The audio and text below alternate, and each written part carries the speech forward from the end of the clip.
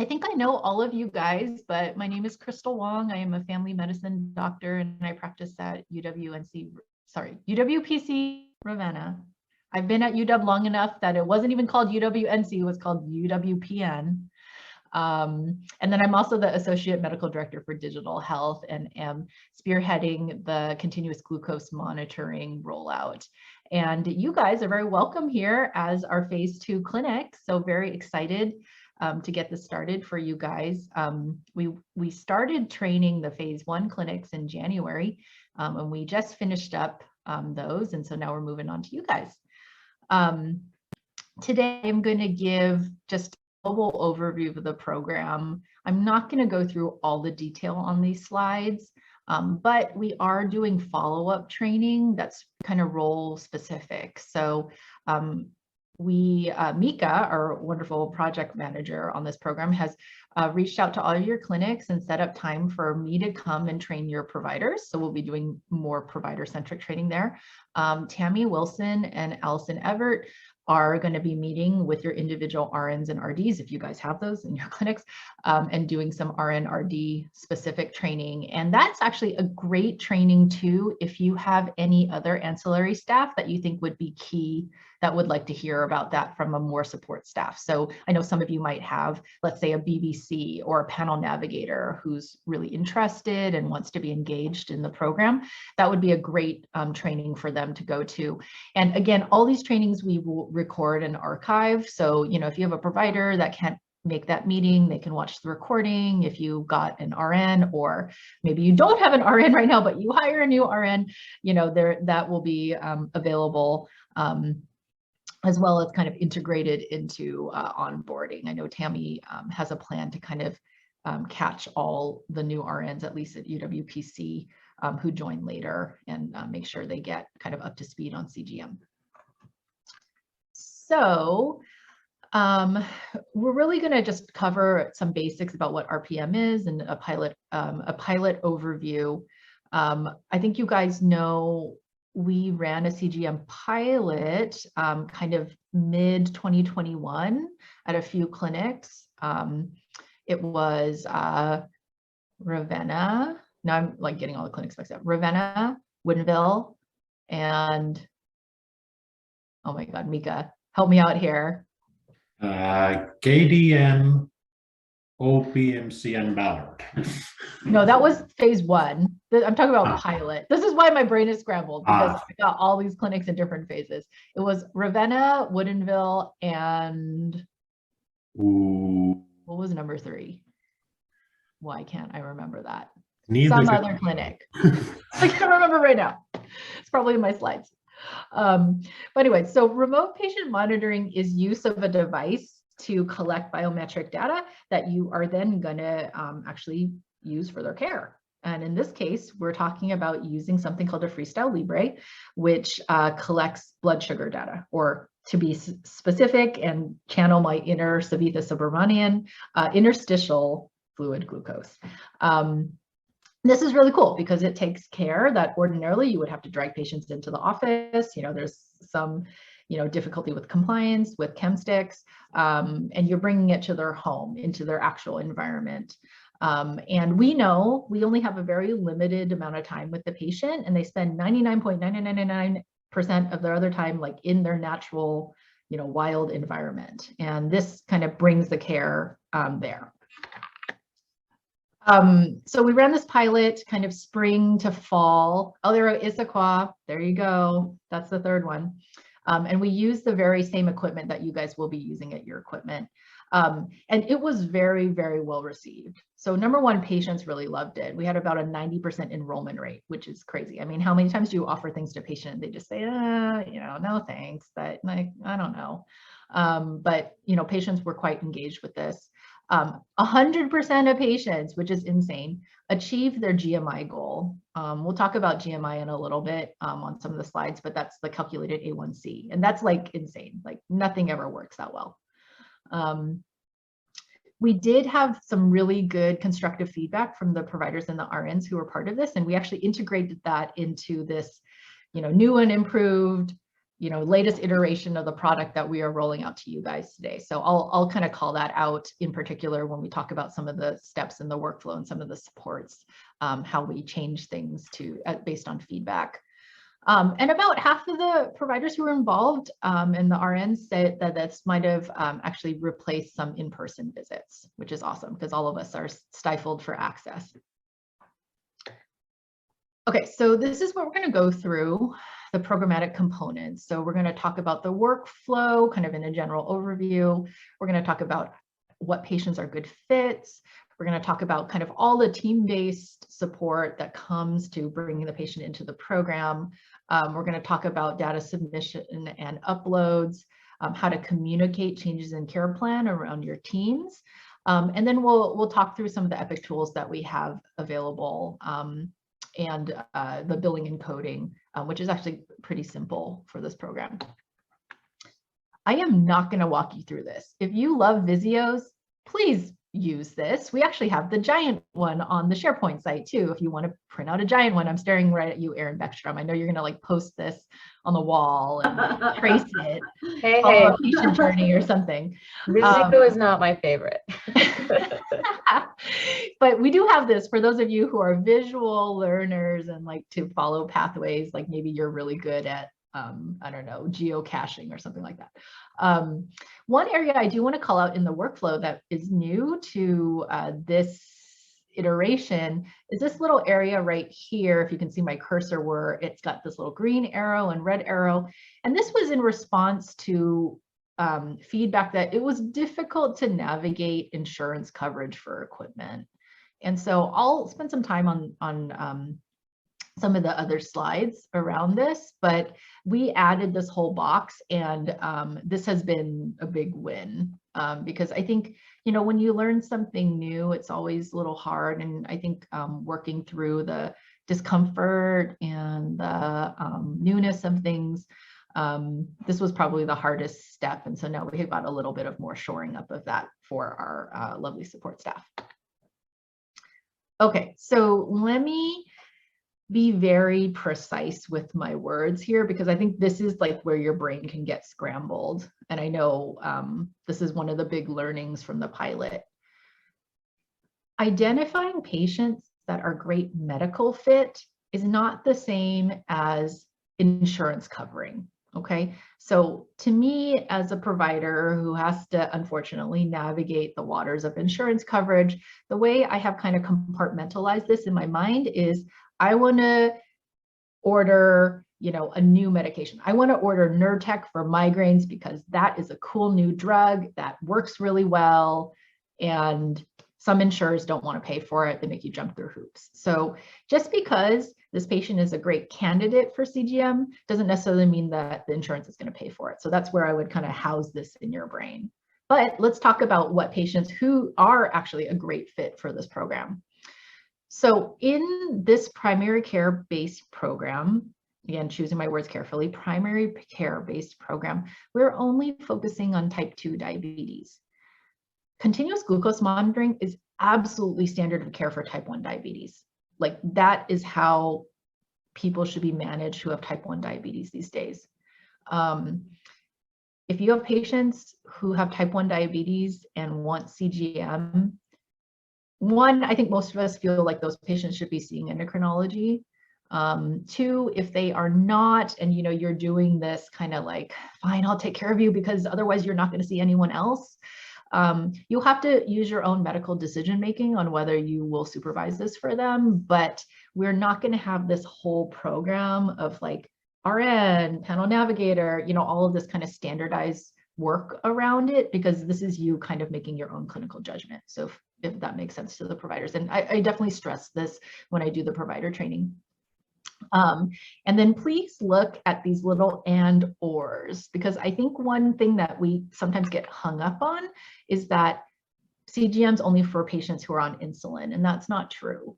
So type 2 diabetics who may be on insulin, or maybe they're having difficulty with glucose management, either hyper or hypoglycemias, they hate their chem stick, they don't want to poke their finger, or they tell you they're doing all these things and yet why is your A1C not at goal? That's also a person.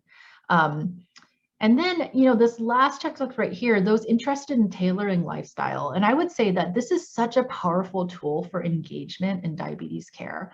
I've had so many patients who were just so shocked by what they found when they did CGM at home. I had this one patient with diabetes. She had traded her morning breakfast. Like she usually ate like, I don't know, eggs and fruit or something. And she traded it for horrible tasting bran flakes because she felt like that was healthy. She did the Libre and she realized that spiked her sugar more than any other meal of the day. And she was so mad that for 2 years she'd been eating this terrible breakfast and it wasn't even good for her diabetes. So, sometimes you unearth things that really can help patients really have buy-in, with their personal lifestyle plan. Okay, so here's the exclusion criteria. So again, we talked about type 1 diabetes. We're not going to do this for gestational diabetes. I know a lot of you guys might have FPs that are still doing OB. This is actually not FDA approved yet for gestational diabetes, although most maternal fetal medicine docs who manage diabetes are offering this to patients. They're working on FDA approval, but it's not FDA approved for that yet. And then we're not doing peds. So I know some of you might have some pediatric patients that have type 2 diabetes. I probably say if you do have those, they might want to see endocrinology at Children's or something anyways, but we're not going to do CGM for those patients. And then, if you have patients who see endocrinology and have type 2 diabetes, if they're interested in CGM, they really should talk to their endocrinologist about it. So this is more for the complexity of billing because like many things, like, you can only have really one person kind of billing out this program for a patient at a time. So anyway, so that's why that's an exclusion there. For all of us that are focused on team-based care, patients that are already engaged in care management, who have a lot of complex comorbidities and maybe diabetes isn't under control, that's, a really great patient. This also might be a really good tool for as you're working your diabetes lists, oh, Crystal, this person's still A1C is 9, like, how are we going to get them more re-engaged? They may have some barriers to coming into the office, maybe that's the issue, and maybe an at-home program might, fit more of their social determinants, whatnot. So, think about working with your panel navigator to identify some patients. So outreach, consent, and enrollment. I think probably the most likely way patients are going to get enrolled is very provider driven. Oh, you have a new patient with a new diagnosis of type 2 diabetes, or your patient who you've been watching on IGT finally crossed over into type 2, or you have been struggling with a patient with type 2 for a long time and not getting anywhere. So, predominantly, I bet the providers are going to be identifying their own patients. However, maybe you'll have your RN or your panel navigator who are maybe aware of some patient who's not meeting goals and might be a good fit. They can also, approach the PCP.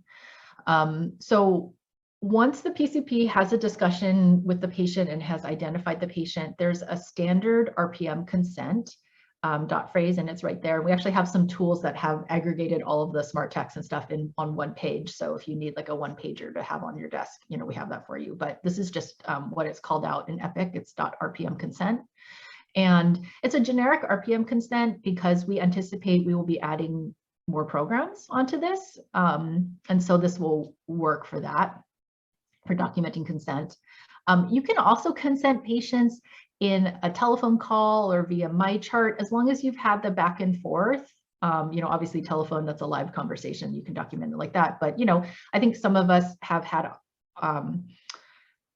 consent conversations over MyChart. I know personally, I do that a lot for e-consults. Like I'll talk to the patient, like, we're going to order these labs. If they look abnormal, I'm going to order an e-consult. Are you okay with that? Yes. And then, oh, the labs came back abnormal. I send them a MyChart message. Hey, your labs did look X, Y, or Z. I would like to send that hematology e-consult. Are you still okay with it? Patient responds yes. And then I put in, the e-consult. So similarly, back and forth via MyChart is okay, as long as the patient has agreed and it's documented in MyChart.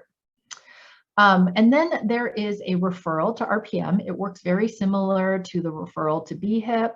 It's a referral that goes to your queue, your clinic queue. We did have some little technical issues around that. We'll probably focus more on that in the RN/RD training. So I know Mika has had to put in a couple IT tickets where maybe the referral wasn't routing correctly, but anyways, we'll make sure we cover that when we're actually, doing rollout for you guys. But just know it is a referral. It's also really nice because we're able to track then the number of referrals to CGM. So that's pretty cool.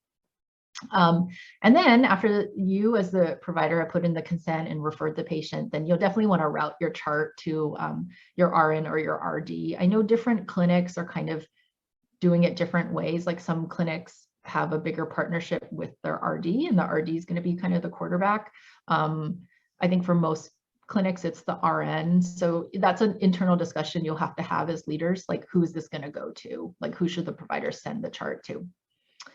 And then there's also a nice dot phrase, this CGM RPM enroll AVS, and that you can blow into the AVS, and it kind of has the description of the program, what should the patient expect, what does the program entail, and so you can use that as part of your little enrollment package if you'd like.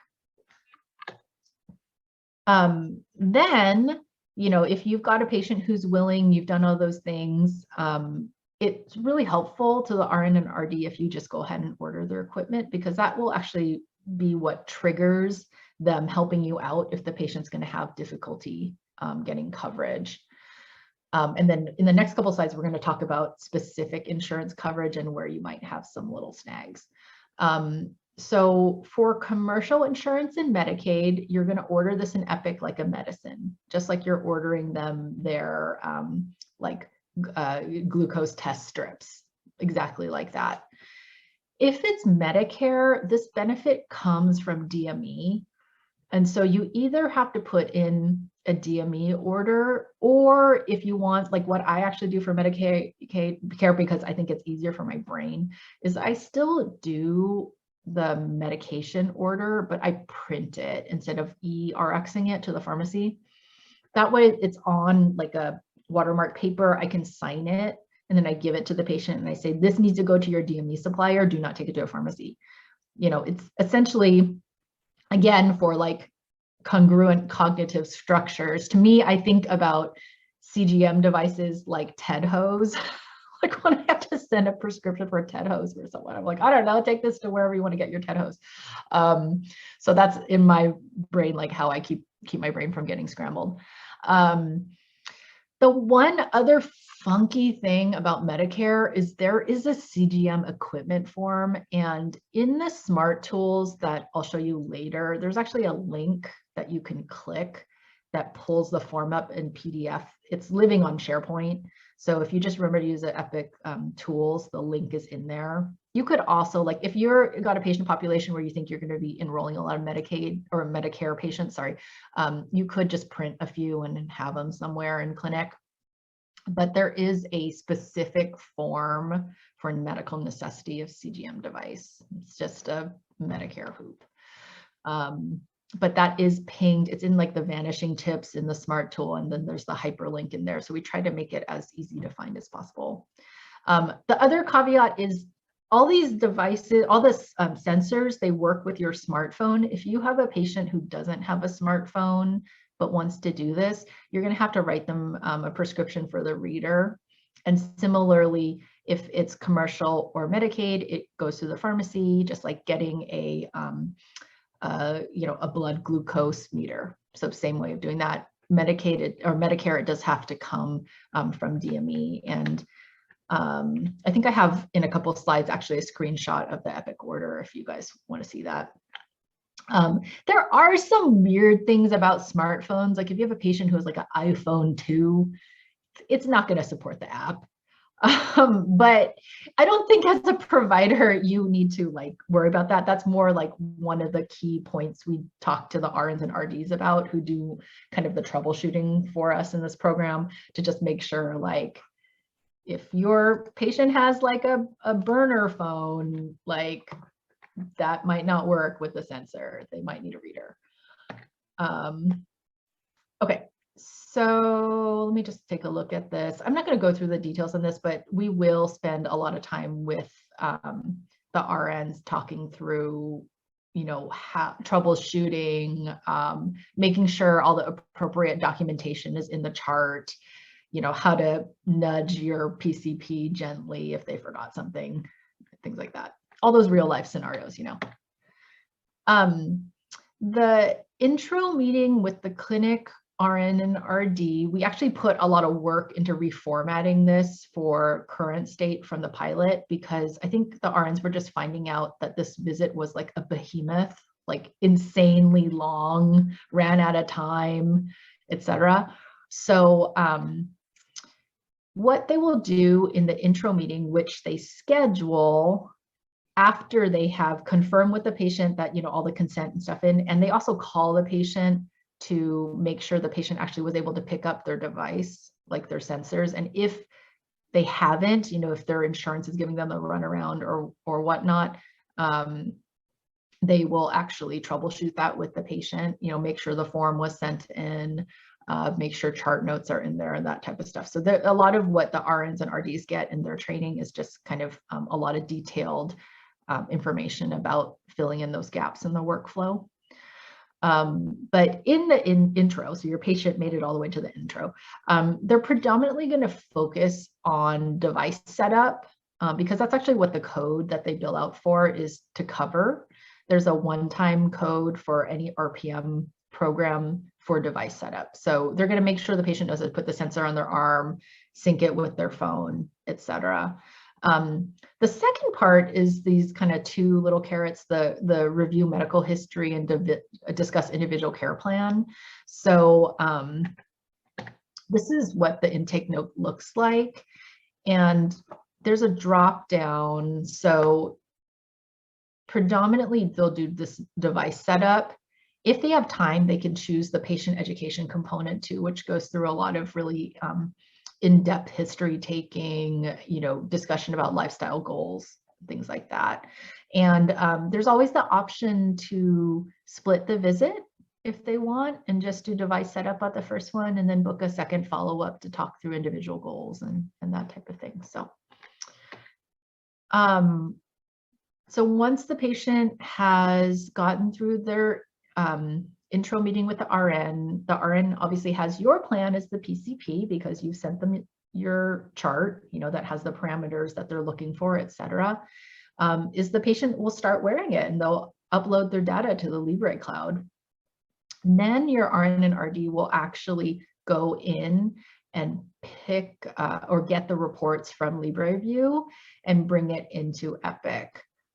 One enhancement that we have for this real life program is the creation of a diabetes flow sheet where they can document some key metrics from the CGM report. We didn't have this for the pilot, so it was really kind of hard to fish out the key metrics. So this way you can actually trend it. So, if your patient has been engaged with CGM for 8 weeks, there should be like 4 GMIs in there and you can watch how the trend went. And we will, make sure we're training the RNs and RDs and also the providers on how to find this flow sheet and use it. In the care plan, there, for the patient's live, like how are you going to communicate together? We do have a bunch of other smart texts there. There's an RN follow-up visit note that's very simple, just has kind of the key metrics pulled from the LibreView report, and that's where the RN and RD will document information from the report. Also, if anything funky came up from the patient, like, oh, patient went on vacation for 2 weeks and all they did was eat pasta, that's why the numbers look bad, that will be in there. In addition to a link to the scanned PDF of the full report that will be housed in the media tab in Epic. Just, for you guys who are interested in what's on the horizon, we are working with IT and Epic to hopefully eventually integrate the Libre patch into Epic so this stuff will come straight in. Like a lot of these RPM tools, it's still in development, so we need to kind of wait for Epic to finish constructing that, but that is definitely kind of a high priority, especially endocrinology is really invested in this because they have so many patients that use these devices. So one day this stuff will just go ahead and get imported into Epic. But right now we do have to go into the account and yada, yada. And then, you know, as the PCP or the ordering provider, you're going to take a look at these reports and interpret them. And we actually have a really nice dot phrase here, the CGM RPM interpretation note, and it's got all the key things that you would want to put in there to make sure that you can bill for interpretation. And then, you know, you just want to make sure you route that, you know, back to your RN RD so they see how you analyze the report and, you know, if there's going to be any care changes. And then lastly, there's this RPM treatment AVS, and that's for the patient. So, you know, if you're going to change something for the patient, you can put that into your AVS and just, you know, edit it with whatever augmentation to plan. Like I'm going to increase your metformin to 1,000 BID or whatever it is you did based on the report. So we're trying to make charting easy. We actually just got our first set of feedback from the phase 1 clinics, and you know, one of the chiefs said that it's a little bit difficult to remember the dot phrases, and I totally understand that. But for those of you guys who use dot phrases, you just know that there's so many in Epic.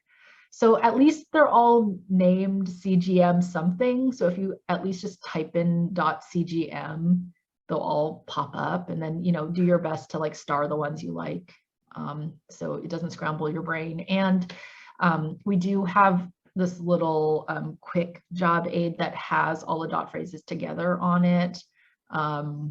So, you know, while you're getting used to it, you might want to have it printed just so you have it. But we did try to at least build you guys some reference materials that can keep all the necessary things together. This is the billing and coding grid, and we will focus in specifically on the codes that each kind of group of staff or providers will use, with emphasis on that, but this is the whole shebang. So there is this 95249, and this is a initial visit to set up the device. So again, that's that one time, and it has to be in person visit with the RN and RD to teach the patient how to use all their equipment. Then this is the 95251. This is the one that the providers will use up to one time a month to bill out interpretation of the CGM report. It does pay RVUs. I just verified this. It pays 0.7 RVUs every time you do this as well. So it's kind of nice. It's like getting an extra level 3 on top of your normal visit. It does not have to be in conjunction with a visit though. You can just build this out. Like let's say your RN and RD sends you the LibreView report, you can just put in the note, etc. I would have to say one of the best practices, and again, to emphasize how CGM is such a great tool to get patients engaged in their care. You know, a lot of the power of using this device is sitting down with the patient and looking at the report together. So I would suspect that most of the providers are going to build this out in conjunction with the visit. You know, the patient's coming in for follow-up or on telemedicine follow-up, because you can just share screen and look at it together, and you go through it and then you add that on.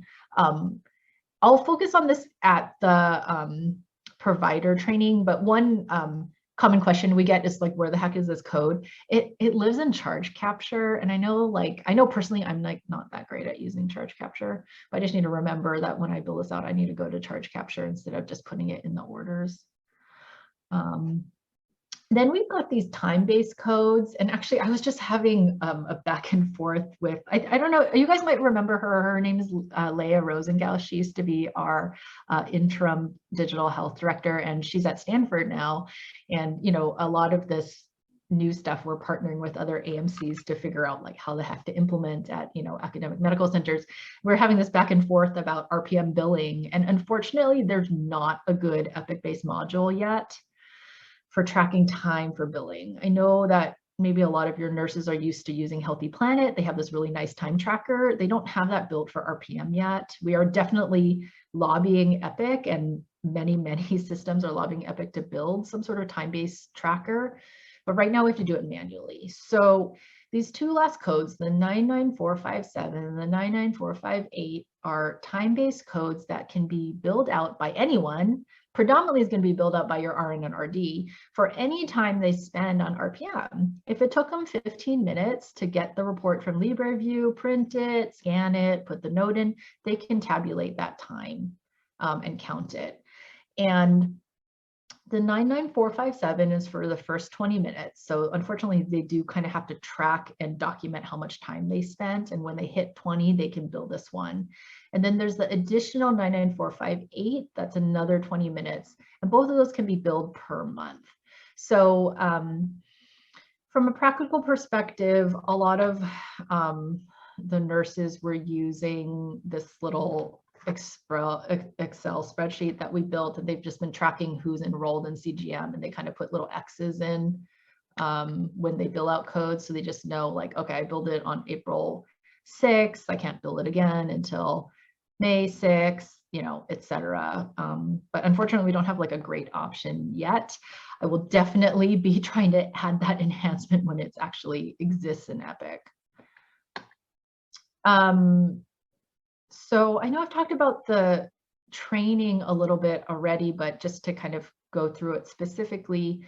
So there is going to be provider training that's already prearranged with you guys.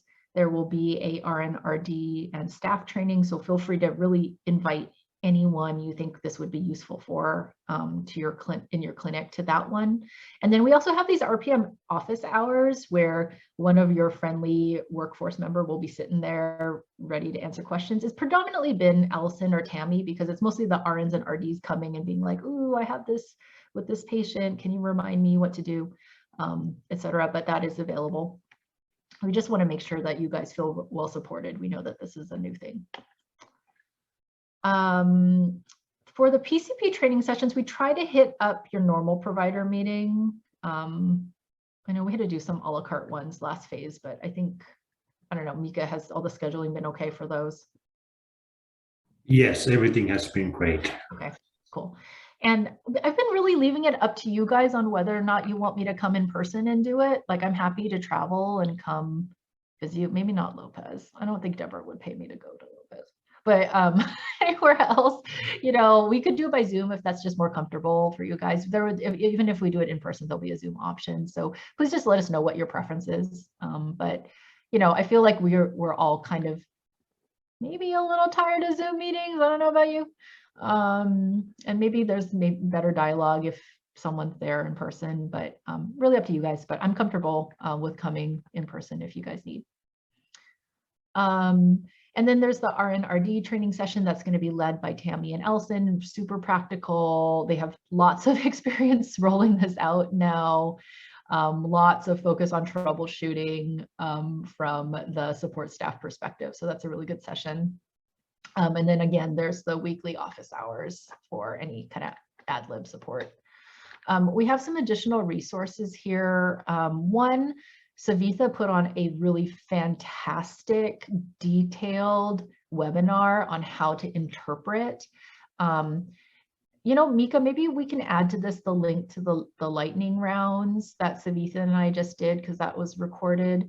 That was more like a little bit more conversational, like, what is CGM? Who should I use with this? Why are they talking about Nick Jonas? You know, that type of stuff. I now know who Nick Jonas is versus the other ones. By the way, if any of you guys tuned in, I was like very shamed by people for not knowing which Jonas brother that was. And then there's also a really good video on the Abbott website. It's geared towards providers, and that's about 13 minutes. And then there's the link on the bottom here to our remote monitoring toolkit that has all of the resources you need under there. So here are just the next steps. And tier 2, this is where you guys are in: Shoreline, Northgate, Lopez, GAMC, Victoria, Fedway, and SLU. We've got that all scheduled out. And then just as FYI, I know some of you guys have been really paying attention to our RPM pilots. We did do a hypertension pilot that actually went really well. The decision from executive leadership was that we should do CGM first because diabetes is such a priority. We have a lot of experience with CGM because, DCC has been doing this for a long time, and all our RDs are prepared to help us as well. So we just felt like this was like a good first rollout. We will be bringing hypertension sometime. I think it's going to look a lot different though than that pilot. Just, I know like Pam's on, she was a hypertension pilot, and it'll probably be in conjunction with us actually rolling out the Apple Fit app or Google Fit Apple Health Kit MyChart integration, which we're actually going to start working on very soon. And actually, maybe some of you guys might be asked if you want to be on a work group with me and Mika as we integrate that. But we have not forgot about you, hypertension. We will be coming with that. Okay, that was a lot. I think we've got some extra time. I'm happy to give that back to you guys if you have better things to do, but I'm also happy to answer any questions you guys might have right now.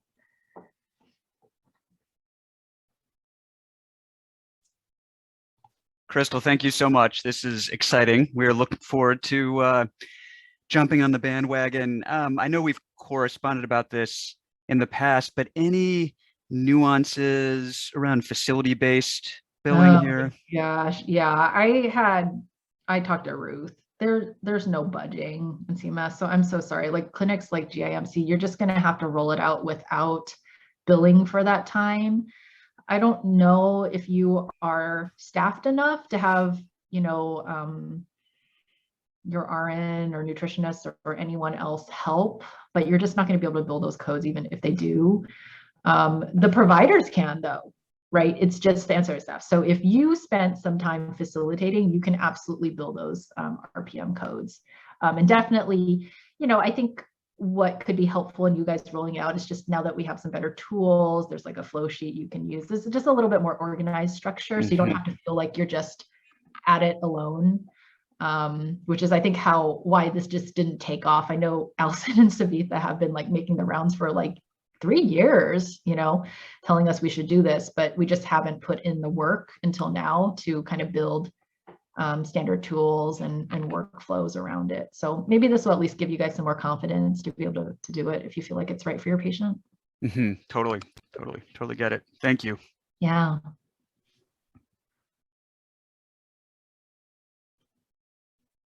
I do, sorry, I'm getting all the decks confused, and I realized this one did not have the insurance grid for coverage. So let me just spend a couple minutes talking about that. So first and foremost, let me just say, sometimes getting insurance to pay for it, if it's not easy, is not worth your time because these are not that expensive. In fact, if you watch the lightning rounds, Savitha and I talked probably for about 3 to 5 minutes about how you can work the system to get these covered, or not covered, but get these for very low cost for your patients. Number one, there are free coupons on LibreView. I actually had a Medicaid patient who just got a set of 2 sensors for free. This was just a couple weeks ago. She got a coupon from LibreView. Also, if you are just savvy at calling around to pharmacies, or if you like to use GoodRx, you can actually find it pretty cheap. Like right now, the cheapest is CVS has 2 for $70, and that's enough for a month. And so maybe you have a patient who they just want to see if their lifestyle plan is working, or they just want to see what happens. Like if I do low carb versus if I just, eat my normal diet, and they're willing to, pay for a limited number. So, I don't think we often talk about cash pay in our fields, but that is definitely a really good option for a patient where otherwise it'd be hard, because for Medicaid patients and for Medicare patients, and God knows we all hope that this gets liberalized because this is literally standard of care. But right now, you have to have TID insulin or more, ChemSticks QID or more, and quote unquote, difficult to manage diabetes or fluctuations in glucose. And in our smart tools, you'll see if you go check them out, we do have some standard language in there for those patients. Like if you are going to like fight the good fight and try to get insurance to pay for it. So at least your note has all of those things in it.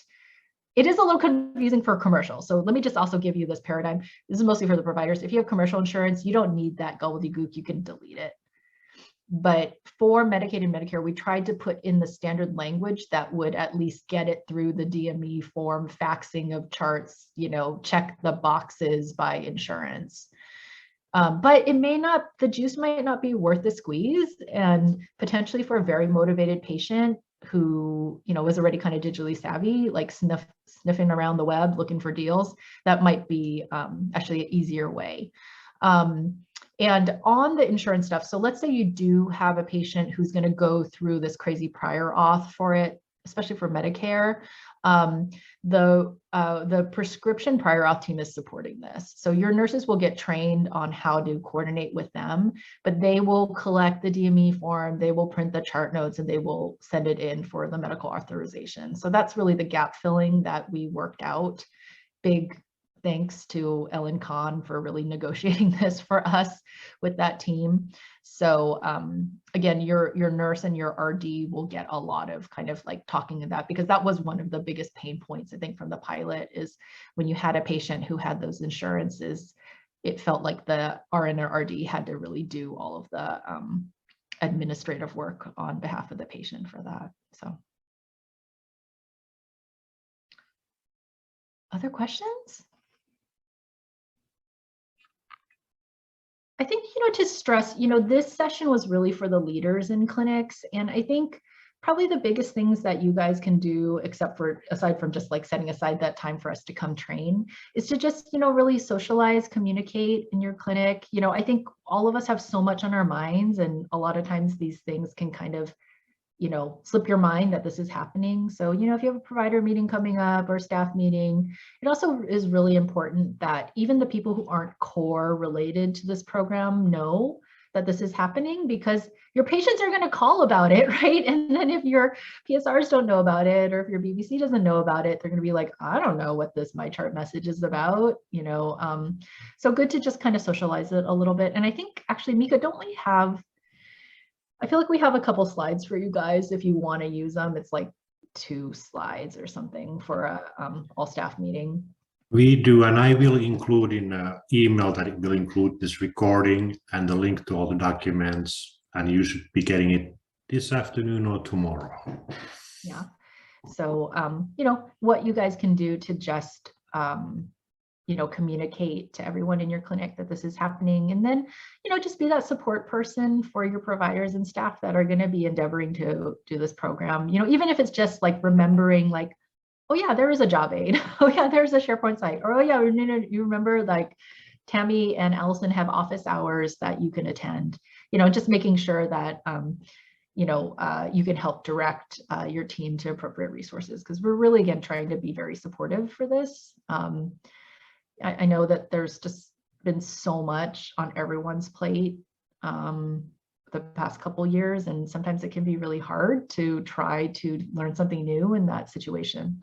So, we don't want to underestimate that difficulty.